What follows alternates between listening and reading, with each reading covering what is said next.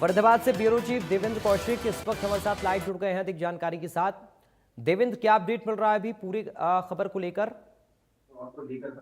देखिए, अगर आतंकी घटना से संबंधित जो दो आतंकी गिरफ्तार फरीदाबाद से किए गए थे, जिनमें से एक सहारनपुर से किया गया था, लेकिन डॉक्टर मुजम्मिल जो अल-फलाह यूनिवर्सिटी में यहाँ फिजिशियन के तौर पर काम कर रहा था पिछले 2 साल से, उसकी गिरफ्तारी के बाद में अब ये जो संयुक्त जांच है जे.एंड.के पुलिस और फरीदाबाद पुलिस की, वो आगे बढ़ रही है, क्योंकि पुलिस कमिश्नर सत्येंद्र गुप्ता की तरफ से ये कहा गया है कि ऑपरेशन अभी लगातार जारी है और राष्ट्रीय सुरक्षा कारणों से कुछ जानकारी वो नहीं दे सकते, लेकिन ऑपरेशन लगातार जारी है। और इस ऑपरेशन के तहत अब जो सबसे बड़ी जानकारी सामने निकल कर आ रही है कि एक जगह जहां किराए पर डॉक्टर मुजम्मिल रहता था, वहां से 360 किलोग्राम अमोनियम नाइट्रेट बरामद किया गया था, विस्फोटक सामग्री। लेकिन उसी के अब पूछताछ के बाद में एक 4 किलोमीटर आगे फतेहपुर तगा गांव है, जहां एक मकान किराए पर लिया गया था और उस मकान से भारी मात्रा में अमोनियम नाइट्रेट बरामद हुआ है, 2500 किलो से भी ज्यादा, यानी कि टोटल 2900 किलो के करीब में अमोनियम नाइट्रेट। आप समझिए कि विस्फोटक पदार्थ कितनी भारी मात्रा में फरीदाबाद के फतेहपुर तगा गांव से बरामद किया है। हम उसी मकान में है फिलहाल, आपको देखिए तस्वीर दिखा देते हैं। ये 3 कमरे का मकान है, इसमें किराए पर यहाँ ये लिया गया था और इसी मकान में कमरे में कट्टों में करीब 50 के करीब बोरे थे, जिसमें ये जो विस्फोटक सामग्री है वो भरकर यहाँ रखी गई थी। अब पुलिस की टीम, चूंकि जे.एंड.के और फरीदाबाद पुलिस के साथ साथ में जो क्राइम ब्रांच की टीम थी, वो यहाँ करीब 6 घंटे का सर्च ऑपरेशन चलाया गया। उस सर्च ऑपरेशन के बाद में अब देखिए, मैं इस कमरे में आपको देखिए कोशिश करता हूँ उस कमरे में दिखाने की कि जहाँ जो विस्फोटक सामग्री रखी गई थी वो ये कमरा है। आप देखिए, ये वो कमरा है और आपको तस्वीर में दिखाऊं, ये यहाँ पर वो कट्टों में भरकर अमोनियम नाइट्रेट रखी गई थी। एक कट्टे का आप ये देखिए, यहाँ आपको तस्वीर में दिखा रहा हूँ, ये देखें इस तरह के कट्टे रखे गए थे। अब ये हालांकि गल चुका है क्योंकि अमोनियम नाइट्रेट इसमें भरा हुआ था। इसी तरह से यहाँ आप देखेंगे अभी सीलन जो सामग्री विस्फोटक सामग्री रखी गई थी उसकी सीलन आपको दिखाई देगी, क्योंकि यहाँ भरकर इतनी भारी मात्रा में ये यहाँ रखा गया था। और ये वही कमरा हम आपको दिखा रहे हैं, एक मकान है, ये मकान के बाहर अभी भीड़ लोगों की लगी हुई है।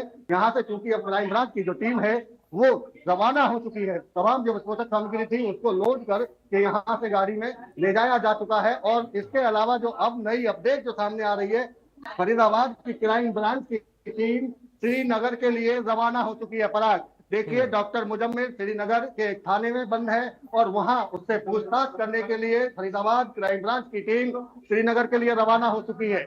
और एक और जो जानकारी सामने आ रही है, एक जो महिला डॉक्टर है उससे भी जे.एंड.के पुलिस ने पूछताछ की थी और उसको भी पूछताछ के लिए श्रीनगर ले जाया गया है। और बताया यह जा रहा है कि जो आतंकी डॉक्टर मुजम्मिल है वो महिला डॉक्टर की कार को प्रयोग किया करता था, कभी कभी उसका इस्तेमाल किया करता था और उस कार की डिग्गी से एक पिस्टल बरामद हुई थी। तो संदेह उस महिला पर इस बात को लेकर है कि वो जो पिस्टल है वो उस महिला की है या डॉक्टर मुजम्मिल की है, क्योंकि डॉक्टर मुजम्मिल, जो जानकारी पुलिस सूत्रों से सामने आ रही है, डॉक्टर मुजम्मिल उस गाड़ी को खरीदना भी चाह रहा था, क्योंकि डॉक्टर जो महिला डॉक्टर है उस गाड़ी को बेचना चाह रही थी, लेकिन वो बेची नहीं जा पा रही थी। तो डॉक्टर मुजम्मिल ने आश्वासन दिया था उस महिला को कि वो उस गाड़ी को खरीद लेगा, वो कीमत बताए उसकी, और इसीलिए उसको बार बार प्रयोग में इस्तेमाल करता था, वो लाता था और उसी में डिग्गी में पिस्टल मिली थी। इसीलिए महिला अधिकारी भी पहुंचे हैं यहाँ।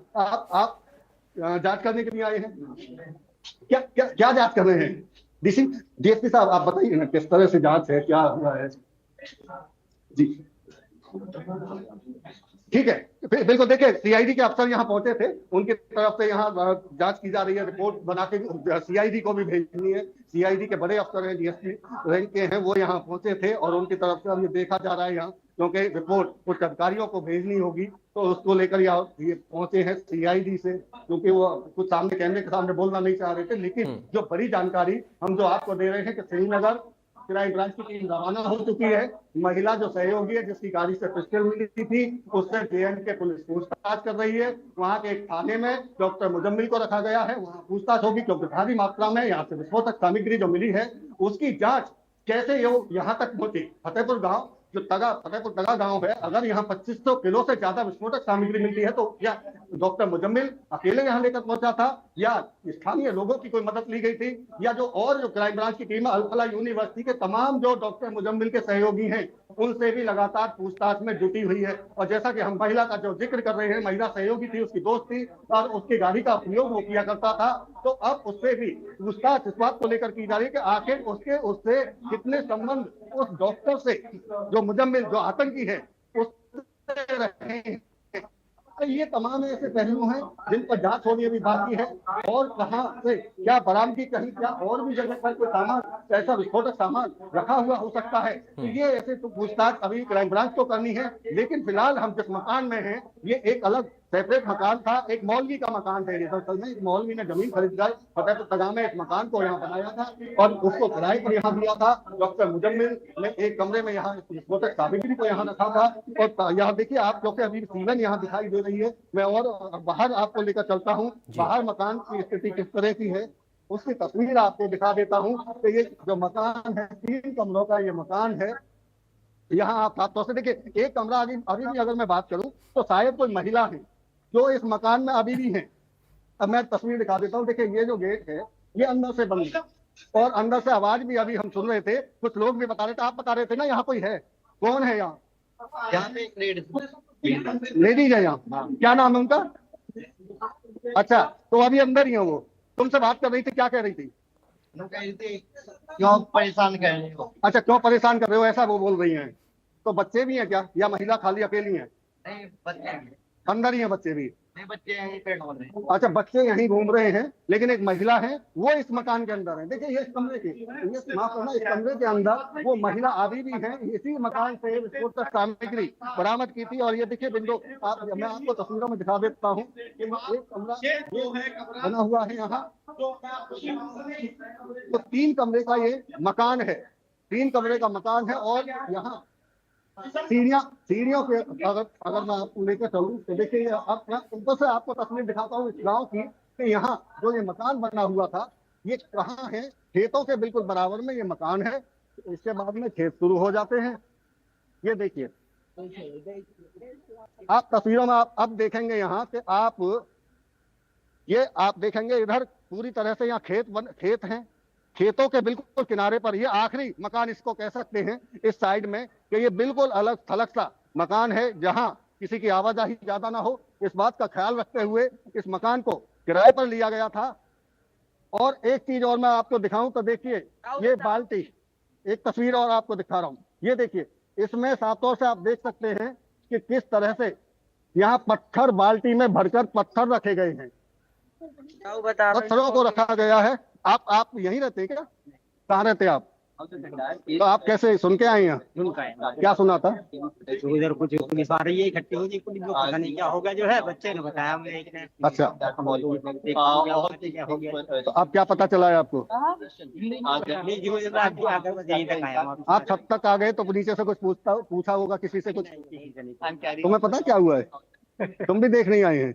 सब देखने, देखिए ये मजमा लगा हुआ है यहाँ अब लोगों का, क्योंकि यहाँ से क्राइम ब्रांच की टीम यहाँ जब थी तो किसी को यहाँ आने नहीं दिया जा रहा था। 200 मीटर के दायरे में पूरी तरह से पुलिस यहाँ तैनात कर दी गई थी, किसी को नहीं आने दिया गया था। लेकिन अब तमाम लोग इस मकान के नजदीक पहुंचे हैं और ये मैं जैसा कि जिक्र कर रहा था कि बिल्कुल ये आखिरी मकान, इसके बाद खेत, और इसीलिए शायद इसको चुना गया होगा कि जो आवाजाही बहुत ज्यादा इधर ना हो। लेकिन एक तस्वीर अब, क्योंकि पुलिस की एक और गाड़ी अभी भी यहाँ पहुंच रही है, अब वो कौन अधिकारी है उसमें, क्योंकि सीआईडी भी अभी पहुंची थी, सीआईडी के अफसर यहाँ पहुंचे थे रिपोर्ट बनाने के लिए। तो ये गाड़ियां यहाँ अभी भी पहुंच रही हैं और एक गाड़ी और अधिकारियों की यहाँ पहुंच रही है। अब इस मकान की पूरी तरह से हालांकि तलाशी हो गई है, सर्च ऑपरेशन पूरा हो चुका है।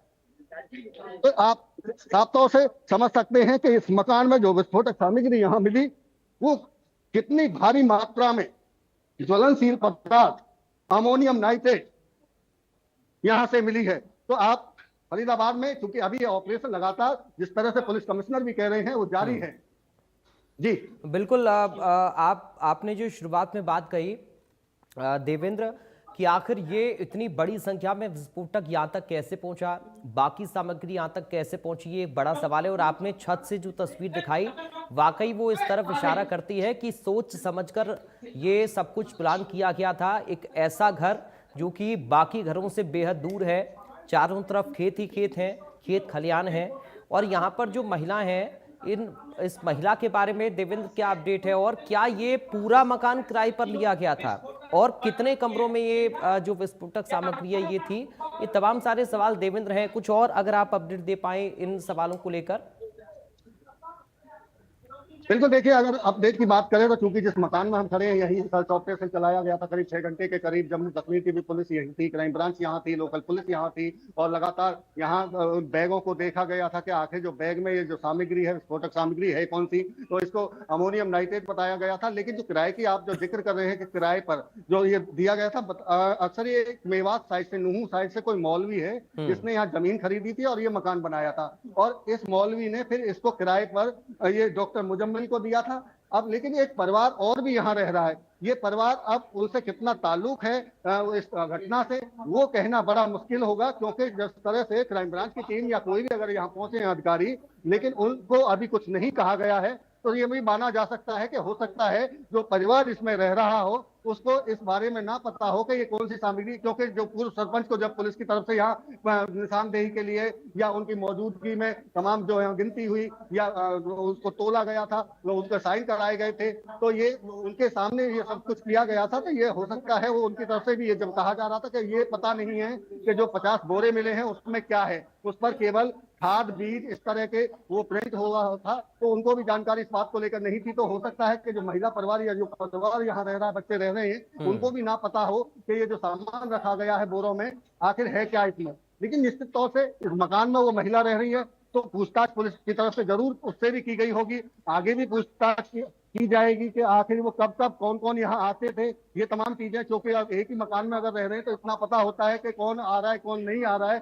कब कब कौन गया है यहाँ से। तो ये तमाम चीजों की जानकारी पुलिस ने ली भी होगी और आगे भविष्य में भी हो सकता है कि आगे ली जाए, क्योंकि हम उस कमरे का जिक्र कर ही रहे थे। कमरा आपको हमने दिखाया, और बाहर की अगर मैं तस्वीर गली की दिखाऊं तो देखिए बाहर से भी इस मकान की तस्वीर आपको दिखा देता हूँ।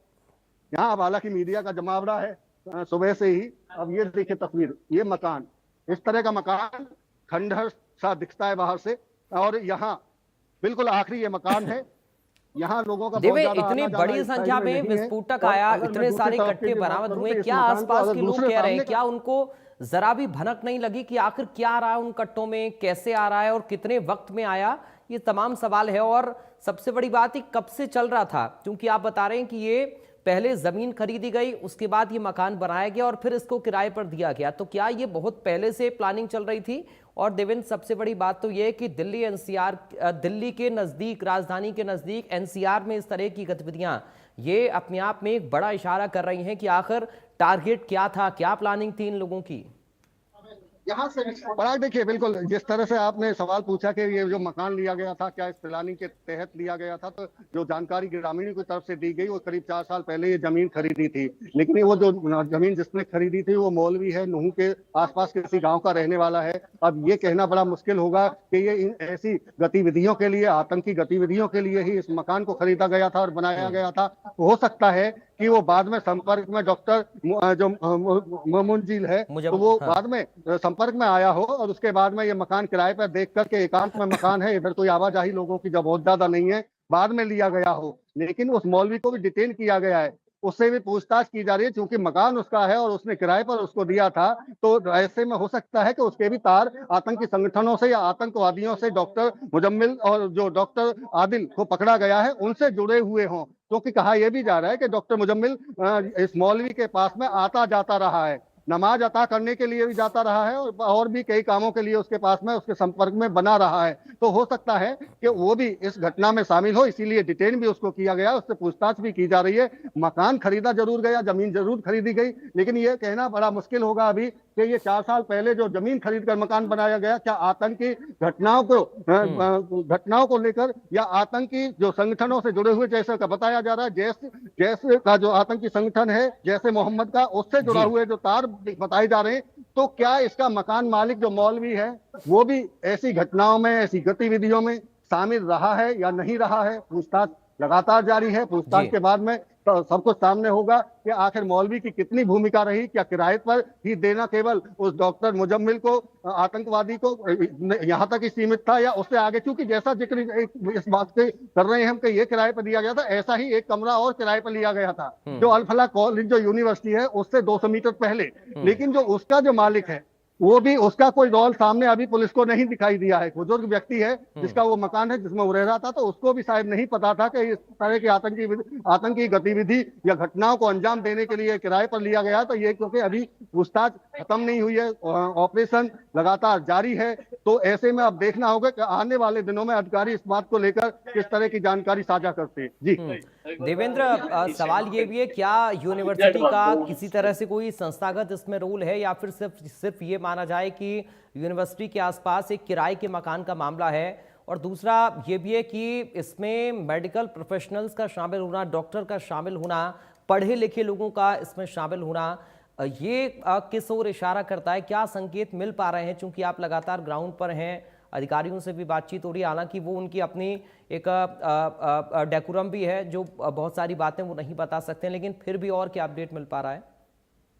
बिल्कुल पराग, देखिए सबसे बड़ी बात जो आपने जिक्र किया कि डॉक्टर और वो भी आतंकवादी। अब तक हमने सुना था कि जम्मू कश्मीर या वहां सीमा पार से जो आतंकवाद फैलाने वाले लोग हैं वो भोले भाले युवाओं को निशाना बनाते थे, उनको कुछ चंद पैसों के लालच देकर उनसे आतंकवादी घटनाओं में या गतिविधियों में शामिल उनको करा लिया जाता था। लेकिन अगर डॉक्टर, पढ़े लिखे डॉक्टर, अगर जो एक यूनिवर्सिटी के अंदर फिजिशियन के पद पर तैनात हो, पिछले 2 साल से अल-फलाह यूनिवर्सिटी में हो, अगर वो भी आतंकवादी निकले तो एक बड़ी बात है कि किस तरह से जो युवा हैं या जो डॉक्टर जैसे भी प्रोफेशन में हैं वो भी अब आतंक का रास्ता अपना रहे हैं। आतंकवादी घटनाओं को अंजाम देने के लिए इस तरह के विस्फोटक सामग्री को इकट्ठा किया गया। पिस्टल यहाँ मिली, कारतूस यहाँ मिले, डेटोनेटर मिले हैं, वॉकी टॉकी मिला है। मतलब आतंकी घटनाओं को अंजाम देने के लिए जो जो सामग्री प्रयोग में लाई जा सकती हैं वो तमाम ऐसी चीजें डॉक्टर मुजम्मिल के किराए के कमरे से बरामद हुई हैं। और उसके बाद में इससे भी बड़ी बात यह कि 2500 किलो से भी ज्यादा का